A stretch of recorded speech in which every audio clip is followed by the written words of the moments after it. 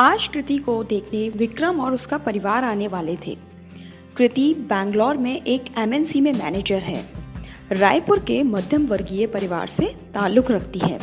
पहनावे से मॉडर्न दिखने वाली कृति एक नेक दिल संस्कारी लड़की है। कृति के माता पिता ने उसे और उसके भाई को बहुत अच्छी परवरिश दी और दोनों में कभी भेदभाव नहीं किया।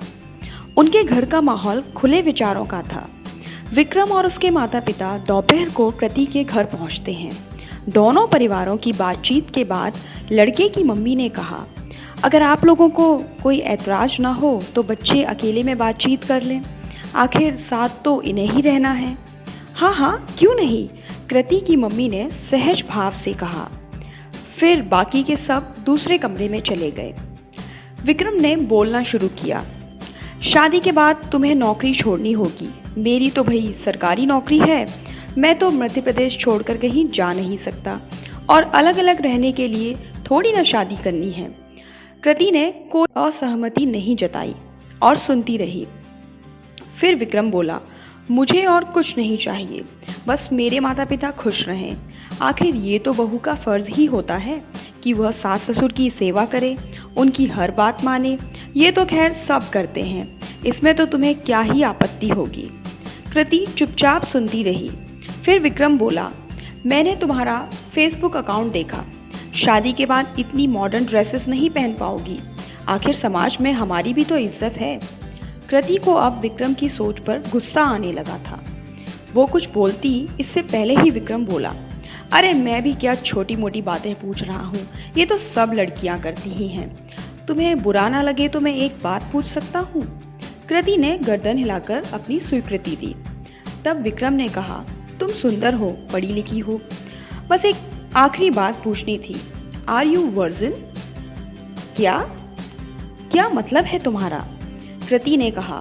विक्रम ने कहा, कम ऑन, तुम्हें तो सब पता है, इतने बड़े शहर में सालों से नौकरी कर रही हो, आजकल कुंवारी लड़कियां मिलती ही कहाँ हैं? कृति ने गुस्से में कहा, हाँ मैं वर्जिन हूँ। कृति आगे कुछ बोल पाती इससे पहले वहाँ सभी लोग आ गए। विक्रम के माता पिता ने विक्रम से उसका जवाब पूछा तो उसने हाँ कहा और सब एक दूसरे को बधाई देने लगे। फिर कृति ने कहा, विक्रम तुमने मुझे तो कुछ पूछने का मौका ही नहीं दिया।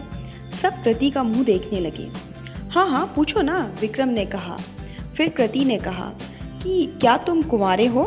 तुम्हारे इंस्टाग्राम अकाउंट से पता चलता है कि तुम्हारे पहले 2 ब्रेकअप हो चुके हैं। विक्रम के कुछ बोलने से पहले ही उसकी मम्मी बोली, क्या बेहुदा सवाल है, हमें नहीं करना ये रिश्ता।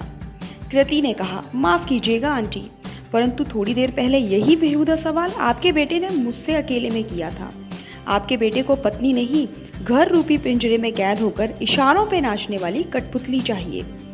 मुझे हैरानी है कि आज के ज़माने में भी विक्रम जैसी सोच वाले लड़के हैं जिनके मन में औरत की इज्जत मान सम्मान का कोई मोल ही नहीं है, जो समाज के नाम पर ओढ़ने पहनने नौकरी करने से लेकर हर तरह की बंदिश में औरत को बांधना चाहते हैं।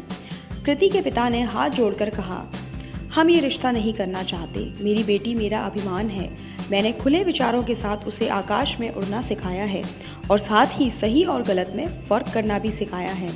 समाज को महिलाओं पर होने वाले अत्याचारों से बाहर निकालने वालों की ज़रूरत है, ना कि उसमें ढकेलने वालों की। विक्रम और उसके माता पिता अपना सा मुँह लेकर चले गए। कृति के माता पिता खुश थे कि उनकी बेटी ने निडरता से अपने मान सम्मान की आत्मरक्षा की और वे एक गलत रिश्ते से बच गए।